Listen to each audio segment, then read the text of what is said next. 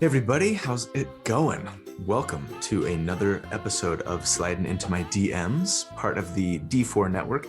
This is the show on the network that's basically a D&D talk show, where I talk with some of my DMs about D&D rules, about D&D news, and we basically try to optimize for fun at your table. Make sure everybody's having a great time and just kind of talk about tips and tricks and advice and et cetera, et cetera. So anyway, thanks for being here. Appreciate having you. My name's Colby, and with me, as always, are some of my DMs. We have Corey with us, the Grand Poobah. I'm trying out that nickname. We've got Vicky, the Viscount, Preston, and Mr. Rogers, the Blackthorn himself. Aren't you a little old to dab there? Never. Not until my arms fall off. Oh, let me check. Someone get a saw. As long as you can still lift your arm above here, you can still. Nope. It's rusty. I need some oil. That's good. But I cannot floss, so we're safe there. I can. You should every night. I tried to floss, and it looked scary. It looked like a sexual act. That's where you take the You towel failed your sexy check. between your legs after the shower. Isn't that right? No, is that a different type of That's flossing? the ducktail. That's the ducktail. Right. Sorry, my bad.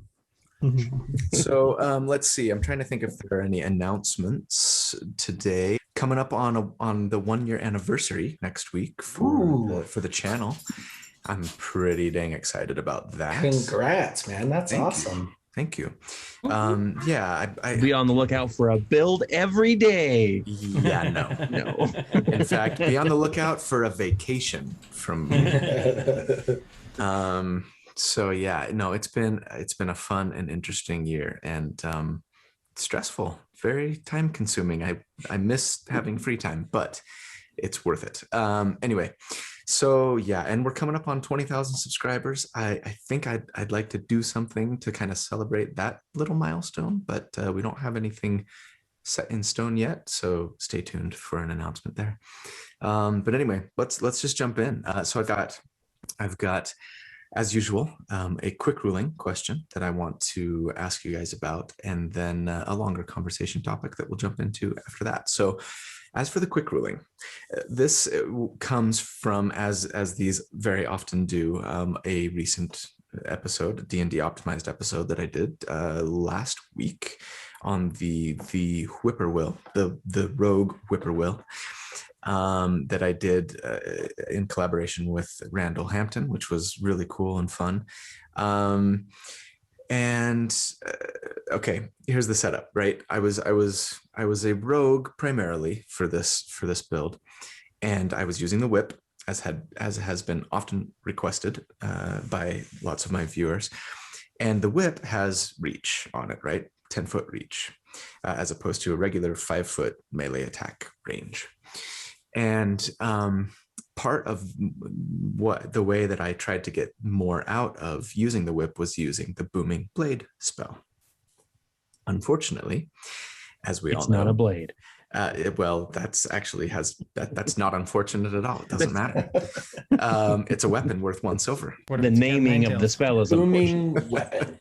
Yeah. And the whip does slashing damage, actually. So, and I anyway. think sorry, as a side note, if there's one weapon that should emit a sonic boom of sorts, it would be a whip. Yeah, absolutely. So anyway, I wanted to use Booming Blade with the whip, but there's the slight problem with the Booming Blade spell, right? And it is that it has a range issue. To overcome that range issue, I recommended that we take the Spell Sniper feat that doubled the range of spells.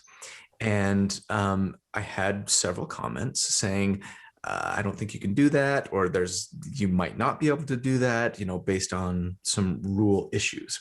So I want to address that here and ask your guys' opinion on them, and ask you to pass judgment. Okay, so the question is, do Booming Blade and Spell Sniper essentially work together, right?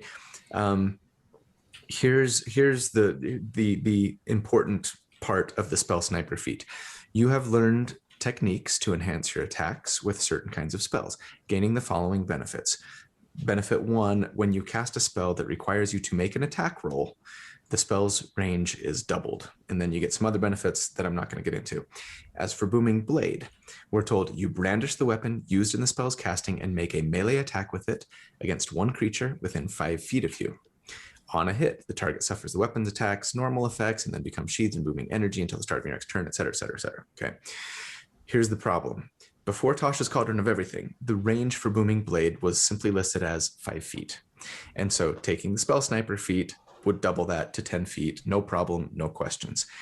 After Tasha's Cauldron of Everything, as it did with so many things regarding Booming Blade, things got a little muddy, right?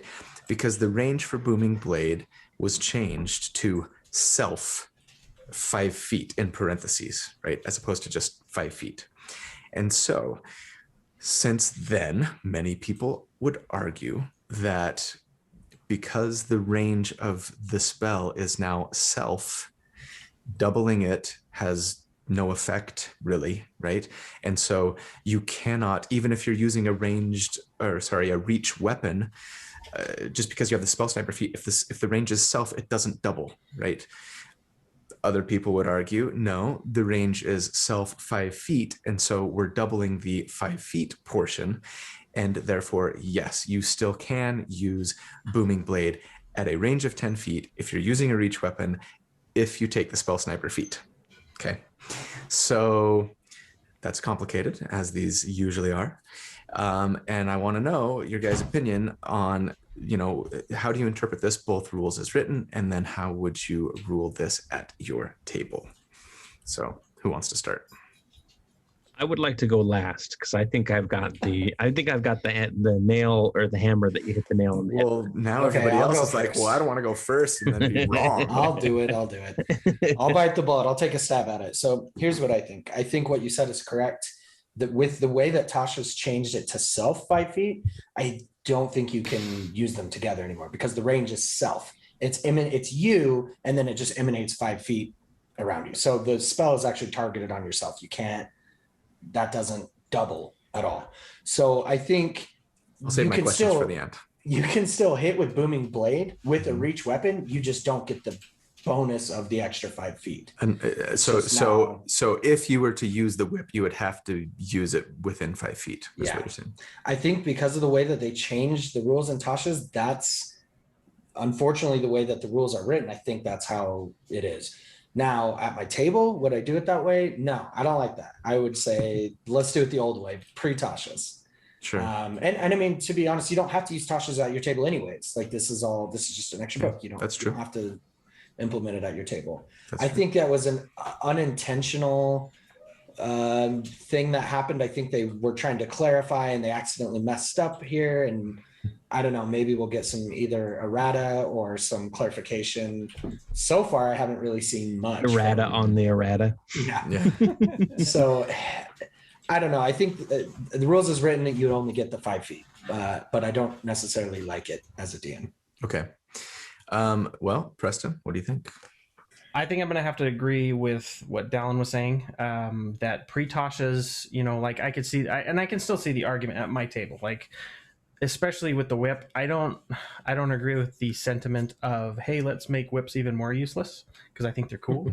And Harrison Ford and Indiana Jones as a kid was like my favorite thing ever. So and as an adult, Castlevania is your favorite thing ever. So that's fair. Gotta get that Belmont. Gotta get your Trevor Bellman on. So yeah, I'd say I think I'm pretty neck and neck with what Dallin said. I don't think I have anything to add to it. Okay. So rules is written, no. At your table, yes. Yes, and I would allow, like, even if I was using Tasha's, the fact that it has a 5 foot range, I would be okay with interpreting that as, with spell sniper, that 5 foot range is doubled. Right. Yeah, because that's from yourself, but it has a range, and if it was 0 feet, like self 0 or something, right, you can't double 0. But I can double 5. Well, but think of it this way, though. You don't get to do self and then double a cone effect to be now 30 feet, right? But the spell self. effect, to me, it's the spell effect takes effect within 5 feet of me. So like origination point of me within 5 feet. Maybe I'm That's what I'm saying. opening a can of Alan. worms we don't want to get into. Nope, you hit the nail right on the Segue. head there. Okay, sorry. Maybe I'm trying to steal Corey's thunder. Well, No, you're fine. Hey, Both of you get a thunder gold damage. star because the correct answer is that it doesn't increase. Because there are two there's two ranges technically when there's a self spell now that has an extra effect on it. There's self, which is the range of the spell, which is for all intents and purposes 0 feet. It is right on you. You cannot increase 0. You cannot divide by 0. You can't, double 0 because it's 0. And then in parentheses, they have the range of the effect of the spell. And specifically on range, it does say that spells that create cones or lines of effect that originate from you also have the range of self, indicating that the origin point of the spell's effect must be on you. Once the spell is cast, its effects aren't limited by its range unless the spell's description says so. Which means that the effect is different from the spell itself. The spell is, I cast Booming Blade so that I can trigger this weapon attack. And then the effect is somebody within 5 feet of me takes 5 damage. While a Firebolt is, I cast a spell that is 120 feet, or I think that's the range on Firebolt. 120 feet. 240 if you got spell Yeah, snipe. 240 if I get spell snipe. But because that's the range of the spell to start with, it can be within that zone. But range of self is range of self. Again, we're going to just be parroting each other here because I'm going to say that my table, what does it matter if you can do an extra 5 feet on Booming Blade? That doesn't mean anything. It does technically make it so that monsters like that you hit 10 that are 1 square away from you have to move to you and thus suffer the effects of Booming Blade. But that's what makes the spell fun, is getting that extra effect. Otherwise, it's just a weapon attack. So is this our first 3 for 3 gold stars? Like Colby? I think it might be. This might where be. everybody agrees on both of the rules We as need to have, written like, a and cool the stamp. at my table. Yeah. We just do a group high five. 1, 2, 3. Yeah. No, that was terrible. Colby didn't even do it. Well, that's because I'm not the one passing judgment. You guys are. I'm just asking the questions here. This is why geeks should never high five. Yeah, I missed. So, okay. I guess the only thing that bothers me about this rules as written interpretation, and I don't necessarily agree with it, frankly, but it seems really stupid to me that they would have a range in parentheses at all if they're then going to tell you like is this part of the range or is it not part of the range? Like don't give me something in parentheses here if the range is self, because almost like that they should be parentheses splitting just causes confusion. It's like they should be splitting it and saying, here's the origination of self and then range, or like effect range within X whatever. All good things for 6th edition at some point. Yeah. So the reason why they do that parentheses in there is basically to say, like, so that at a quick glance, you can know that, it originates from me, and here's the range of the spell. And the effect goes to the 5 effect feet. goes, because otherwise a cone of cold is 30 feet, and it's like, does that mean that I can do 30 feet anywhere, starting from anywhere? Like the first part outside the parentheses is that origin point. Now I'm going to go ahead and make everybody take a drink here, because in 4th edition, when you had spells that originated from you, they were called close spells, and it would be a close burst 2, which would be 2 squares out from you, or a close blast 3, which was a cone from you. And then if it was a range spell, it was just a burst 3 within 20 feet is how they would describe it in the spell's description. And it made for a little bit less confusion, but at the same time, like, I understand that there's been a couple spells that I look at that if I didn't know that had self on it, I'd be like, okay, so where's the origin point for this? Right. So 6 is either way. Hopefully 6th edition, Tone said. It almost seems explanatory that it's self, though, because it's your weapon is the spell, right? And then it's doing the effect. So like I'm hitting somebody with a weapon, and then there's something that's coming from like my like Yeah. component pouch that's adding damage to the weapon that I hit him with. Like, it's just, I don't Well, know. it's just cooler too, like because like Trevor Belmont when he cracks that whip and he has the Morning Star or whatever at the end, and when it hits stuff and it explodes at the end of it, it wouldn't be as cool if it blew up in his face. Like to me, it should just function like Divine Smite, for example, right? Like you're kind of empowering your attack, and when you hit him with the attack, like it does the extra damage. You don't need any sort of weird range applied to it. Like if you can hit him with a melee attack, it works. I think it's because it's a cantrip that maybe there's no way to like kind of rein it in. Yeah. And so this is their attempt at that. I don't know. Maybe making it a first level spell and removing that, but then it's a spell slot. Yeah, no, that's what I'm saying. It's a huge nerf. And that's the only way that they could nerf it is either make it a first level spell or short. I think most of the reason. Weapon. Yeah, that, based on the weapon. Or have it be based on the weapon. Yeah. Like so Only like the reach or whatever swords, in there, it's like the origination of is the attack range of the weapon or whatever. Yeah. I think the primary reason that Colby doesn't agree with the ruling is because it limits his damage ability. On what? Sentinel feet, and you can hit them when they come within 10 feet, and then with the booming blade, and then they have to move, and then they take extra damage. Yeah. Although now I want to make a divine smiter that uses a whip. So I did that. I mean, that was the whippoorwill. I understand, but I kind of want to just make like a full paladin and just like make them like make it like some sort of celestial aligned succubus or something like that. Like how crazy would that be? I don't think we should suck for God, but it's a they wear a chastity. You know what? Never mind. Let's just move on to the next topic, please. The worst cherub ever. So for what it's worth, as far as I can tell, based on like all the readings that I've done in a variety of forums and like the comments in the comment section of my own video and things like that, like 99% of people are saying, like, regardless of rules as written, like, this is how I would rule it at my table, and they're all in agreement with you guys. And some people even make arguments that it does work rules as written, but I'm not going to get into that. They're not here to defend themselves. So anyway, thank you for your judgment. And of course, as always, let us know in the comments how you might interpret this, especially if you interpret it differently, whether rules as written or how you would rule it at your table and why. And yeah, we can further the debate. But for now, let's move on to the longer conversation. And we're back. So, okay. Thanks, sponsors. Hope you enjoyed that commercial break. Did you skip the ads? I did.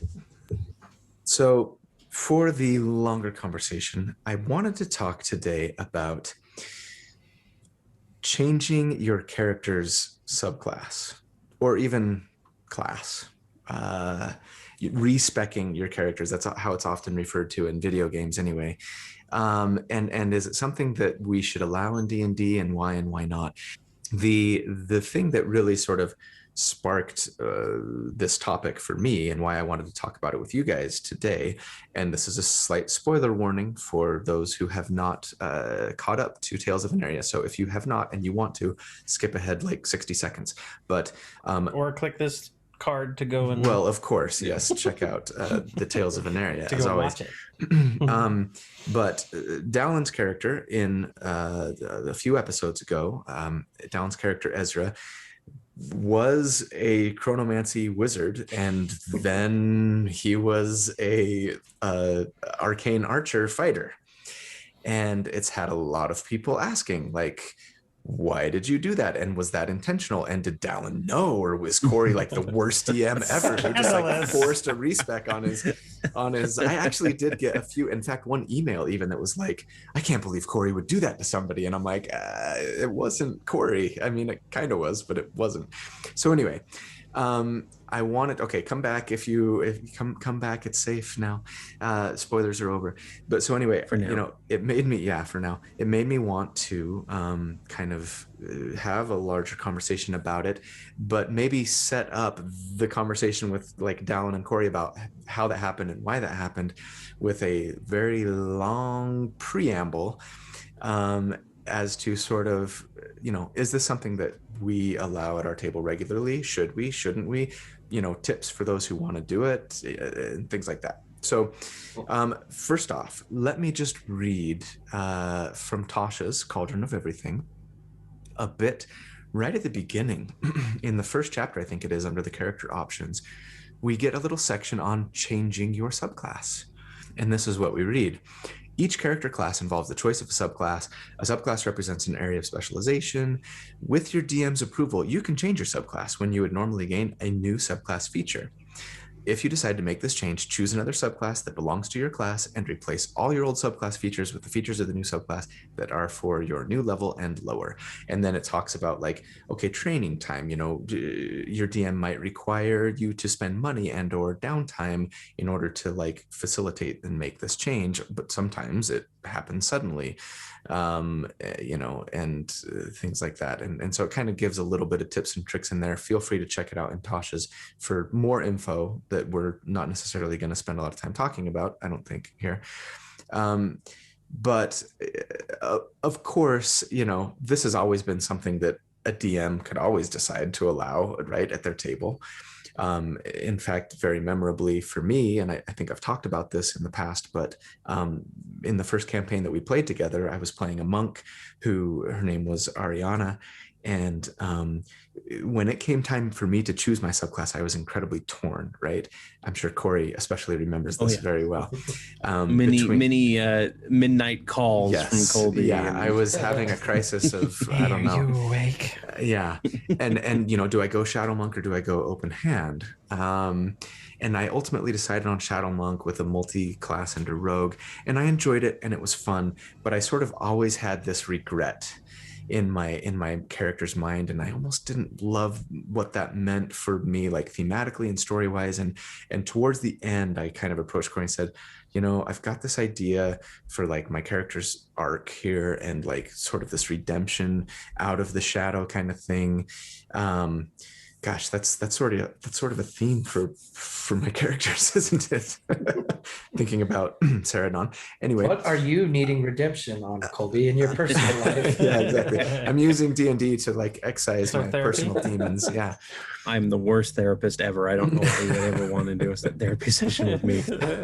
But so Corey, being the great DM that he is, and always a sucker for, I think, a great story and character development and story arc, allowed it, right? And I respect into Open Hand, and it was cool, and I loved it, and it just felt really awesome, like both from a story and character perspective and from a mechanical perspective. It was fun, and anyway, it was great. It was memorable to me.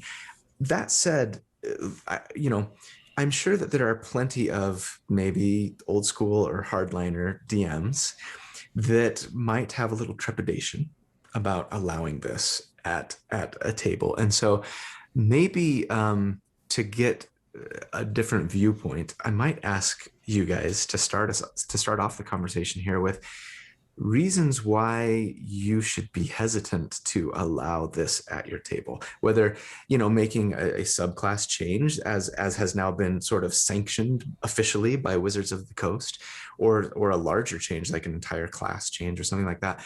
Why should you maybe pause or you know, be cautious about allowing this at your table? Do you think are there good reasons to say no here? Yes. Oh yeah, absolutely. Right. If the player is doing it so frequently or wanting to do it so frequently that it's breaking the continuity of the game, I would say no. Okay. What constitutes frequently? If every than level once. he's like, hey, I'm a cleric, now I want to be a rogue, but I want to put everything into rogue. And then the next level he's like, all right, I don't want to be a rogue anymore, I want to be a bard.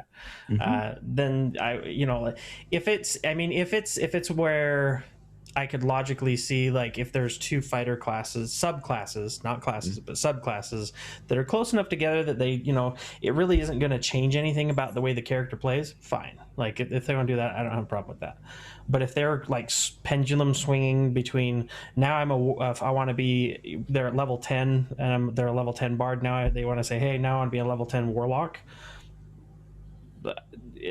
I would be like, okay, either A, maybe your character goes on hiatus, roll a new character, we'll put them in. But again, it's one of those ones where if it happens too often, it's going to screw with I feel like it's going to mess with the morale and the continuity of the story and the party, just like the cohesiveness of how they work together. Because, I don't know. I just find that very difficult to reconcile as a DM. Yeah, it's definitely going to annoy the other players. I can tell you that right now. Like I had a one of my players on another game, who's actually my cousin. He liked to switch characters because he wanted to try new things, right? And that was the point. Sounds familiar. And so I allowed him to switch after his character went through a like fated moment where they died, and then the party had to go like find a way to bring them back to life, and I allowed him to switch over. And even that was kind of like, he went one session, he was like, I'm thinking about switching up my class to this, and I was like, no, don't, like we can't do any more of that, like just stick with this. Another reason is your DM already has story planned. Like if your DM has story planned because you're a bard and you belong to this college, and then all of a sudden you're like, you know what? I want my character to be a warlock instead. I want the same character with the same backstory and everything, but I want them to be a warlock. Then it's like, okay, well now I have to rewrite your history and bring everybody else up to speed on rewriting that history. So I would not allow a full class change for a character typically. I should clarify. With one exception. There's one exception, and we'll get to it later on in the program here. Yeah. Well, bribery always works. I'll let you do whatever you want if you pay me money. Okay, so yeah, I like that. Would you? Sorry, Preston fell out of his chair. Well, okay, let's get to Dallin, and then hey, $20, $20. Got a follow-up question. What reason should you? When should you say no? I think it just kind of like what they said. If it doesn't make sense for the story, or if it's becoming a habit, that's pretty much for me the only reasons I would say no. I'm pretty open to changes at the table. I think that's not necessarily a bad thing if people want to change. But if it like they said, if it's going to break the story, if it's going to hurt the table or the group, then no, let's not do it. Okay, follow-up questions. Quick questions. Quick answers. I'm putting you on the spot here. How many times would you allow one player to change their subclass over the course of a single campaign? Shoot from the hip. Go. 2.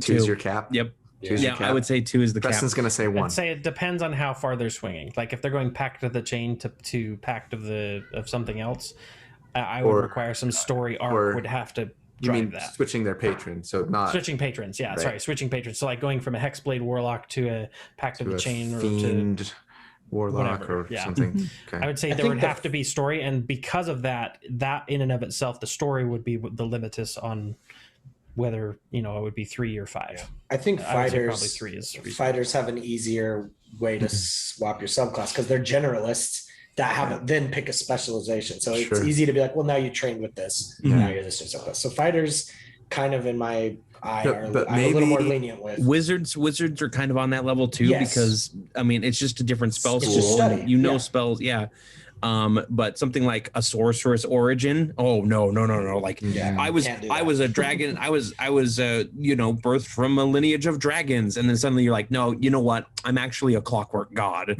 like, and you're just like, no, you're not, you're still a dragon. Like, this doesn't really work like the way you think it does. Okay, so it might depend on the class that you're trying to swap out. I can appreciate that. Like I can see it to whatever else that might be weird. I can see it being more restrictive with like a cleric who maybe has their power all comes from like a divine being, and now they got Life cleric to grave cleric. That's Even a then, little it's bit hard. not uncommon to see people change religions. Sure, So that's true. That's true. as with the barbarian, it's not that uncommon to like find a new tribe and learn their ways, or something, or to just kind of like decide that you no longer want to follow up the path of your ancestors and you want to follow the path of the spirit animals. Now I want to shift to reasons why you should. Why should we be okay with this? Because D&D is a game, dang it. We're here to have fun. Yep, Number exactly. one. Yeah. That's the number one reason. We were here to have fun. Nobody wants to be locked into a particular class and subclass for 20 levels. But that's why you have the game saves, and then you roll back the game save, and you make the change to the character, and then you play it again. Or even like some people just they can't handle a single class for that many levels. There's people with have ADD out there, and you're like, I know that you need this in order to stay focused and stay in the game. So as a DM, I'm gonna help you along with that. Plus, the class change itself can be really fun. Like it can be this moment of like, oh my gosh, like what just happened? Why are you no longer like you're now an Oathbreaker paladin? Well, obviously that's like the easiest one to switch. Yeah. But like there are ways that you could just be like, oh man, like this is really cool where you found this really cool story beat that you could tie in and it changes that. Because I think Colby, going back to Ari's story, you were pretty much set on Way of the Shadow because you like the whole like rogue monk idea and the shadow step stuff, and you were just kind of like, I wish I had a few abilities from the open palm.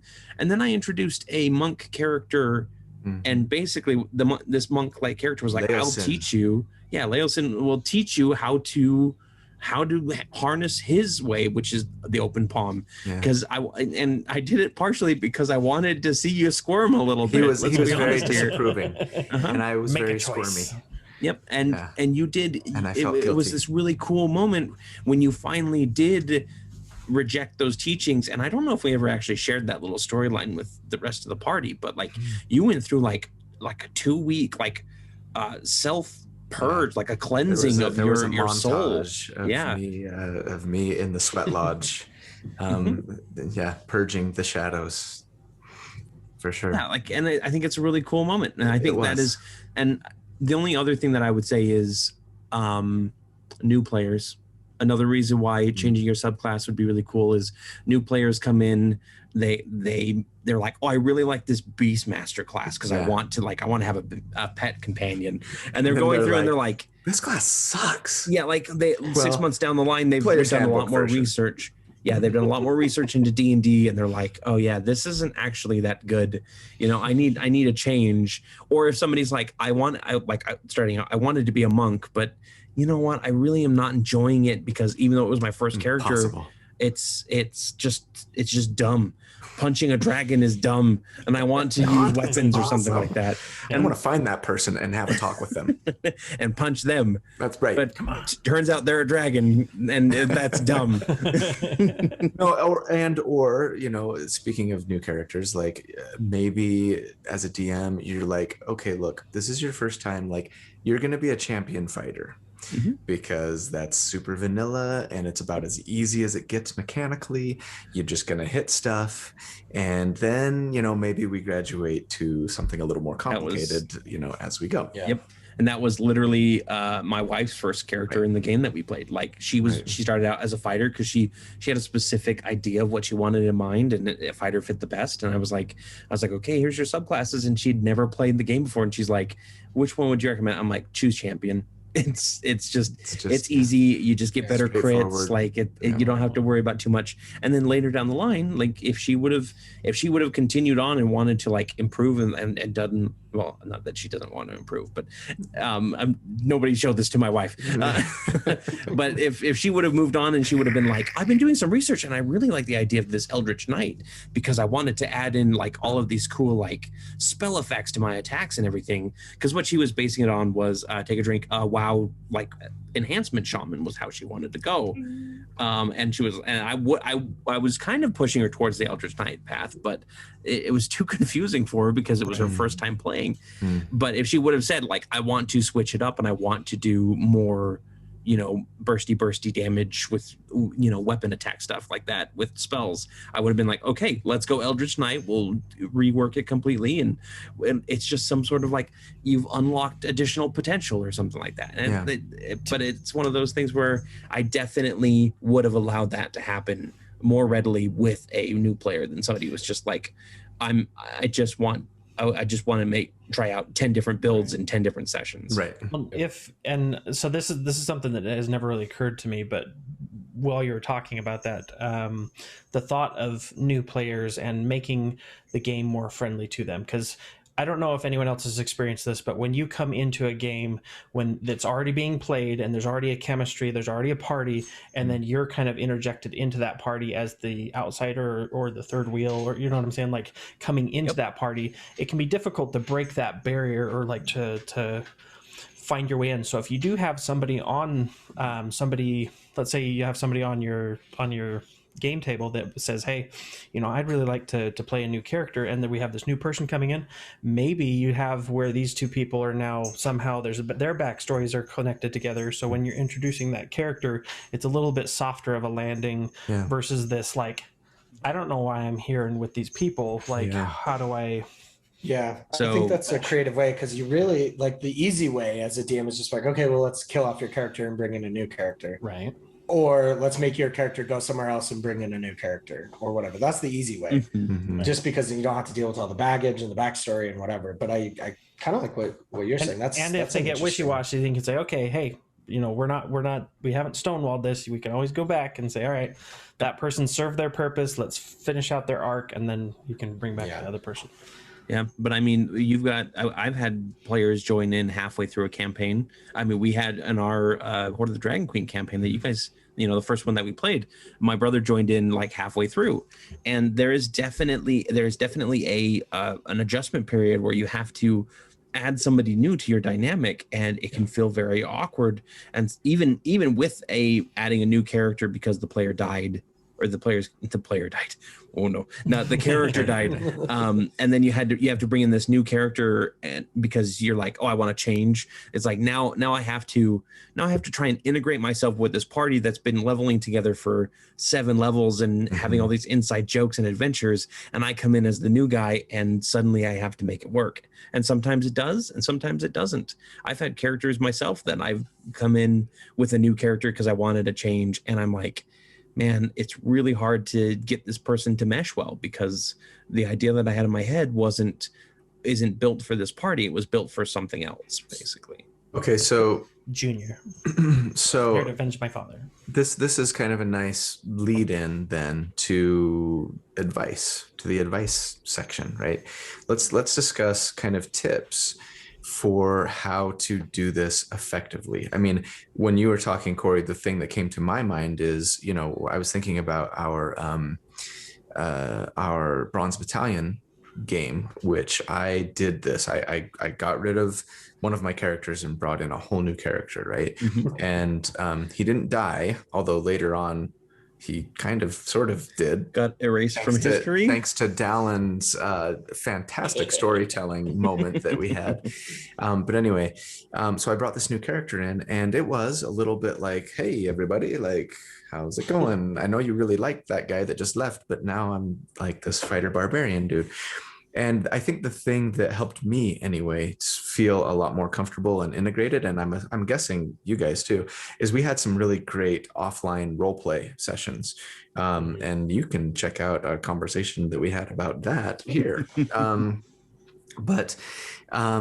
Like there was like 2 or 3, I think, over the span of a week or two, where we kind of had these moments where Sarge, Corey's character, kind of sat down, and we had sort of like a get to know you kind of around the campfire moments, and like, tell me your story and what's going on, which it's not to say that you couldn't do that in game as well, but I think it's a lot easier when you're sort of having time to sort of think about it and ponder and craft your response and things like that. You know what I mean? To kind of help you get integrated. And then like after that had happened and we played our next session, I felt like I'm in, right? I'm part of this group. We've got, a little bit of history together. They kind of know me a little bit better. It's a little less awkward, and I think it worked really well. But what other tips or I was just going to you guys say, have? part of the reason the Bronze Battalion worked that way is because it was intended to kind of be a rotating band of like mercenaries, mercs for hire. So it's like, yeah, he might be with us for a couple of sessions, but he's just here for the gold. And once his job's done, this character's gone. And so kind of having that impermanence worked in that scenario. Yeah. And so maybe if you're at a table that you don't meet all that frequently, or you've got someone who's prone to want to make changes, do it that way. Give them that forged in fire moment where maybe when they first encounter the person, they're hanging off a cliff and now they saved them and now there's the life debt, and they give them something, don't just throw them in the cold water and be like, hey, good luck. So what about though people who are keeping with their same character but they're respecing, let's say, their subclass, or maybe even something more drastic like changing their class? What tips do you have? Dallin, earlier you were mentioning, communicating. Yeah. Come to the DM with the story reason, and that makes it a lot easier for the DM to at least get the creative juices flowing and understand why you're trying to do this, and not that you're just doing it because whatever, that there's an intention behind it. I think that goes a long way. So that would be my suggestion. Okay. Anybody else? I honestly so for subclasses, it's a matter of give me that story reason, and then we figure out how it happens or what needs to happen in order for you to change subclasses. And it might be we're not in a place in the story where you can just up and change your subclass. We need to get to that point. So you may have to stay at the subclass for a few levels, but we can start sprinkling the seeds in there about what this change is going to be. You're watching the fighter or the ranger a little bit more as a fighter, and you're like, I think I want to try archery a bit more, kind of thing. And you're learning from them, or you meet up with a grandmaster who's like, I will teach you the ways of this other style of monk fighting, and you're like, yes, please. And you spend 2 weeks where everybody else is just kind of waiting around for you. And obviously, if there's no time crunch in your campaign, just say everybody just hangs around for a couple weeks while you get the basics of this down, and then you can start pushing forward. And something like sorcerer to a sorcerer to a warlock. Sorry, all tieflings are warlocks. No. That is a little bit easier, where it's your dark patron is give me all of your power and I will give you mine, kind of thing, a trade-off there. And you can work something in like that. Right. As far as class changes, for the most part, like I said, I don't like that. There's very few exceptions where I'll be like, yes, your same character can have a drastic class change, especially one where you have to readjust stats too, because there's nothing in Tasha's that says that you adjust your stats with the subclass. Just the subclass. And there's nothing in the rules, obviously, for classes in general, but most classes are drastically different, or for some classes, I should say, with what stats work best. Right. For example, wizard to fighter, which again we'll get into in just a moment here. Yeah.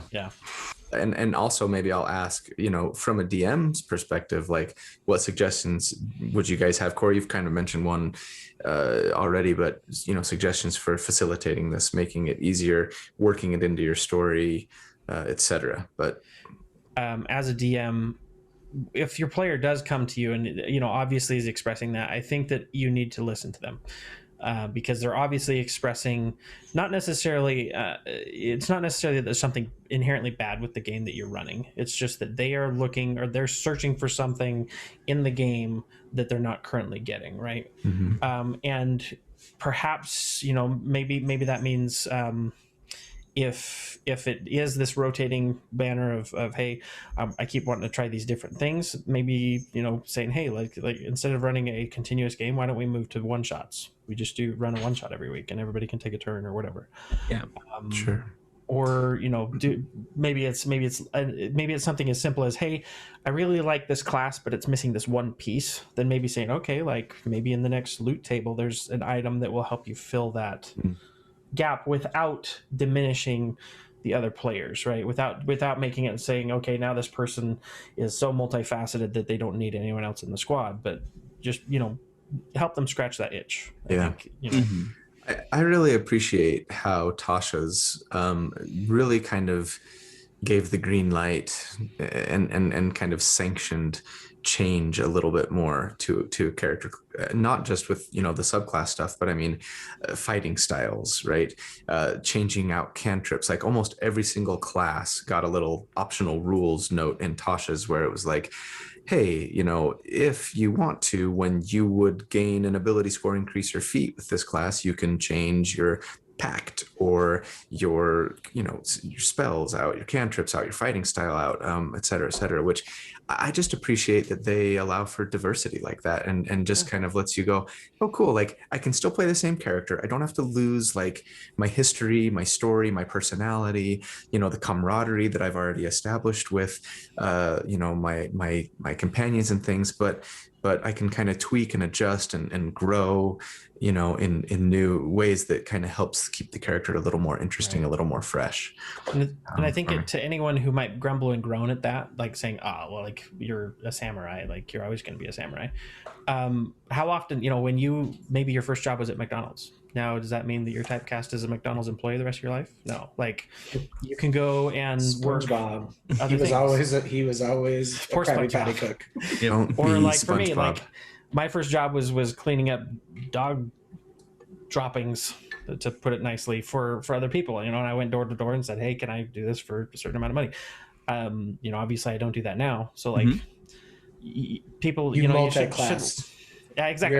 You're a From code dog, wizard, pooper dog scooper. crap scooper. You still have 4 levels in Pooper Scooper. I bleed Which- binary, but I can poop scoop. We've got this. With all of the sort of should we, shouldn't we, and advice under our belt, let's move into a real life example of something that we've all experienced recently, and that will also sort of scratch the itch or answer the burning questions that so many of our viewers of Tales of Aneria have had about kind of why this went down and how it happened with Ezra. So, Dallin, why don't you walk us through kind of your thought process and how you were thinking, how you were feeling leading up to the change, why you wanted to make the change, how you approached Corey, because I remember I don't think anybody else knew this, but there was like probably a good 2 or 3 week period there where you were kind of agonizing over this and feeling like not happy with your decision and wanting to change, but I didn't know if you could do it. And should you talk to Corey? And I don't know. And blah, blah, blah. And we talk about it over lunch and things like that. Tell us about it. So we started this new campaign, and I thought what I wanted was to play a chronomancy wizard. And that was 100% my intention to play that. And as we sat down for our first game, there's always kind of like first game jitters and like first game trying to figure out how you fit with the group. And so I kind of just chalked it up to like, maybe I'm just, maybe it's just the first session or whatever. And we got, a couple sessions in, and I'm like, okay, I'm still feeling kind of weird with this character. And I don't know if it's just, I'm not gelling with the character, or maybe the character's not gelling with the party well, or I don't know. It's just something felt off about it to me. And maybe it's also just we had just come off of another campaign where I was playing the wizard, so maybe it's just two samesies back to back. It was a 2-year campaign of you playing a wizard. Yeah. And so maybe it was just a bit samesies, and so something was just kind of eating away at me week after week, where I'm like, something is not right. Like it had nothing to do with Corey, with the story, or him as a DM, or any of the players, anything like that. It was just something wasn't gelling, and I still haven't quite put my finger on what that was. I don't know if it was just me having a hard time getting into the character headspace, or the character with the rest of the party. I think it's one of those two things. So yeah, I thought about it a lot.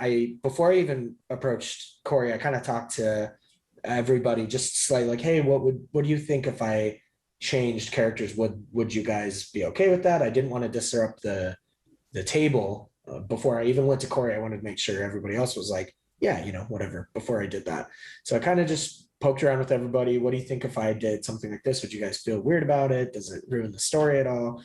And then after kind of hearing their feedback, I went to Corey with kind of, all right, here's what's going on. Here's maybe some ideas of what we could do to work this out. Obviously, like I would like to not kill off the character, but if that's the easiest thing for the story, then of course I totally understand that. And like, let's make it happen organically and not just like, oh, by the way, your character just got one shot for 800 damage or whatever, you know? So we talked about it and came up with this great story moment that we actually kind of built in. I think it was 2 episodes later, where it actually came to fruition with the Infinite Sight, which is a really awesome episode, I think. Yeah. It was good really story like wise. Yep. And it changed the landscape of the story and made for some interesting news story that could potentially come up. Yeah. So Corey, tell us the story from your perspective. Yeah, I actually didn't know that he came to a few of the players beforehand.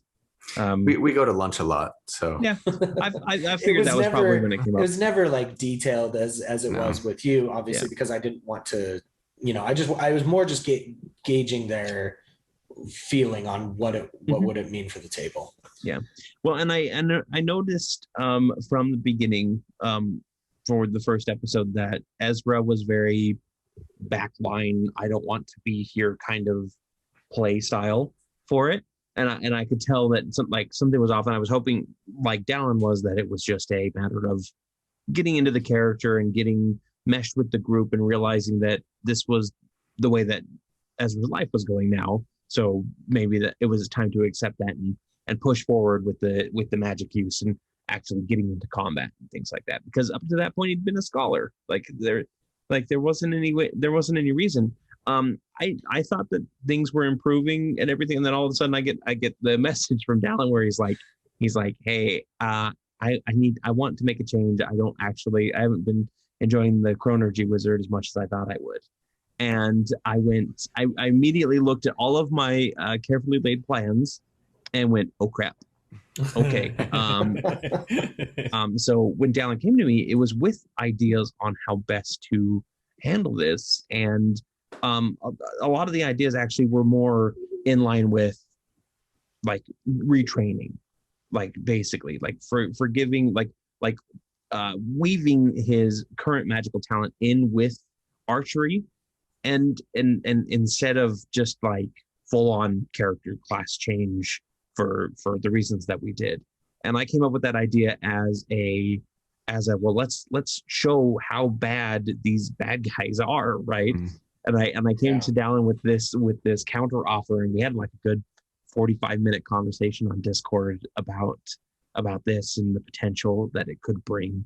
And he liked it, and I went, okay, let's do this. And he's like, okay, it can be like a few episodes down the line. And I think it was actually the next episode down. Not to, Was it? to discount what he said, yeah, because we were coming up on a point where you guys were running out of Willow Creek Hollow, and I was going to have you guys just move on to Terrebonne. And obviously those plans changed because we're still not to Terrebonne at the time of this recording.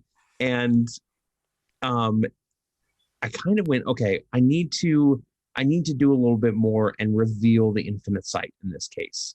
And I need to do it in a way where the party isn't going to feel like I'm just railroading them and cheating them out of something. And that's when I came up with the most difficult encounter that I've ever run for the party, it seems like.